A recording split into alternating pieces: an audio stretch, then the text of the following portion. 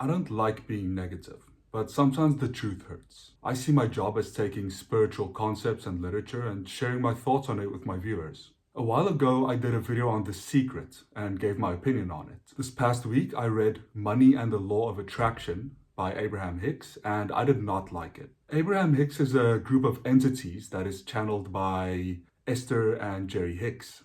Esther is the channeler, and Jerry is the guy who asks questions and writes down the answers. They've written boatloads of books on the topic of law of attraction, and Money and the Law of Attraction is the second book in their series. I like that they're coming from a place of the metaphysical and explaining it from there, but they ignore the physical aspect way too much. The basic premise of the book is that if you feel good, then you will attract good things. It's basically the only message and the only advice. I take some issue with that. I think that it's toxic positivity and encourages people to sweep problems under the rug. Such a staunch denial of negativity can lead to neurosis and actually creating more problems that then need to be dealt with in the future. Carl Jung, for example, was famous for his work on shadow work and the dark side of the ego. He was very adamant that the dark underbelly of your psyche should be investigated and cleared out before any kind of spiritual progress could be made. Even if you do believe in the law of attraction and the metaphysics surrounding it, Abraham Hicks offers a very hard to swallow version of it. On the other hand, if you do not believe in the law of attraction, Abraham Hicks's approach just seems like straight up nihilism. It might seem as if the group of entities suggests that you just seek pleasure and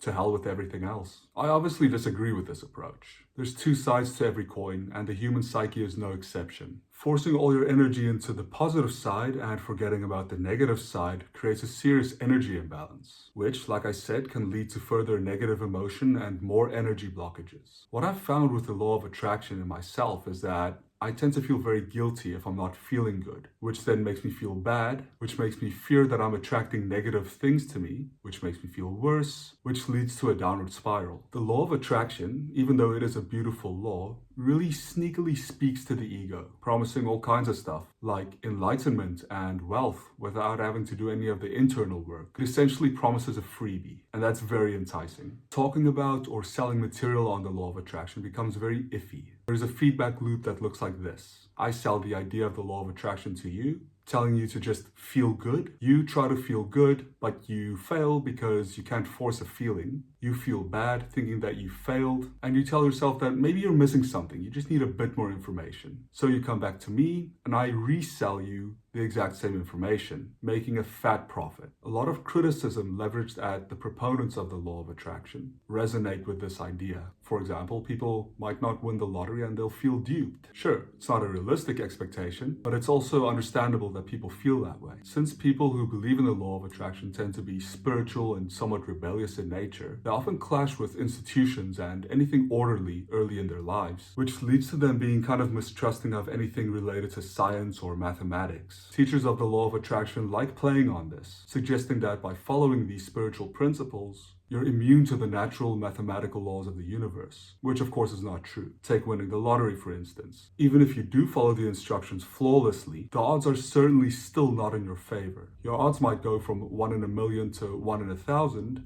but you're still very unlikely to win the lottery, no matter how good you feel inside. This anti-establishment and anti-science message is very appealing for spiritual people, and people who are just kind of sick and tired of their life circumstances. I think we're living in an era where lots of people feel very vulnerable, and they make soft targets for people who sell the law of attraction. I'm not saying that this is what Abraham Hicks or Rhonda Byrne are doing. I think it's simply a side effect of the situation we find ourselves in. Something positive about this book is that it's a great introduction to the law of attraction.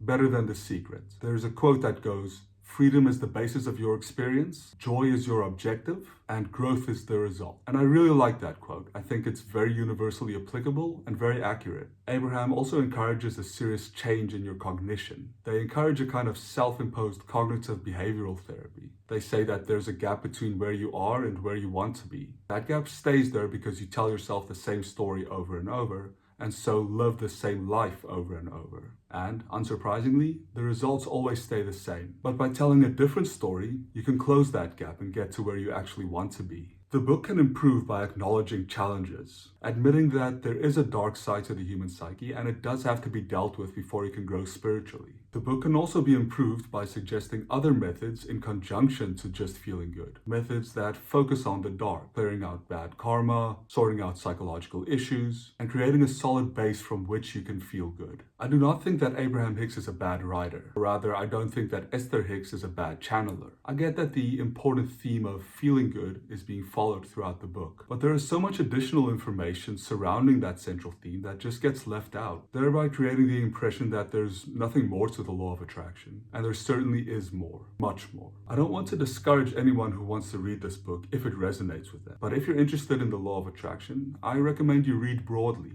Approach the topic with an open but skeptical mind. My message, as always, is to think and decide for yourself what you believe to be true. So, remember to keep expanding, and I will see you in the next video.